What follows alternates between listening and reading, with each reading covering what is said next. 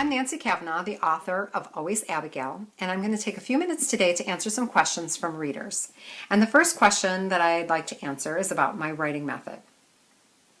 One of the things that I do when I get an idea for a story, which almost always comes in the form of an idea for a character, is I go out and I buy a brand new spiral notebook. And in that notebook, I record all of my ideas for that character. And I record all of my ideas for what that character's story might be. And I just start writing anything that comes to mind about the character and the story, and I fill up as many pages as I can, not really with the story itself, but just ideas.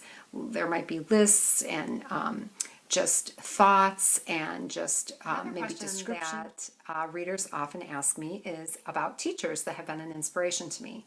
And especially when thinking about my book, Always Abigail, there is a teacher that was an inspiration for the character of Old Hawk. I had a 6th grade language arts teacher. Her name was Miss Dyke, and she was my inspiration for the Old Hawk. From there, I'd like to go on and answer the question about whether I am like Abigail. And the answer to that question is that I actually am a lot like Abigail. And probably the biggest way which I'm like her is that Abigail knows what to do. She knows the right choice to make, but she has a very difficult time finding the courage to do it. Another question that readers often ask me is about what I like to read.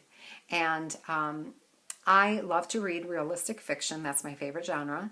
And of course, I love to read middle grade realistic fiction. There are 2 pieces of advice that I would give you. One is to read. You really need to read a lot of books to be a writer, because every time you read a book, you're learning about writing.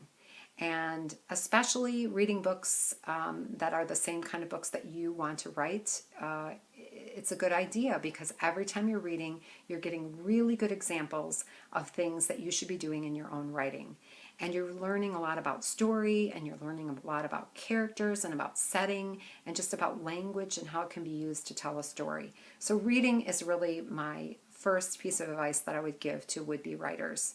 And my second piece of advice is really very obvious, and that is to just write. You need to spend time writing. If you want to be a writer, you have to really write a lot and experiment and figure out what kind of writer that you should become.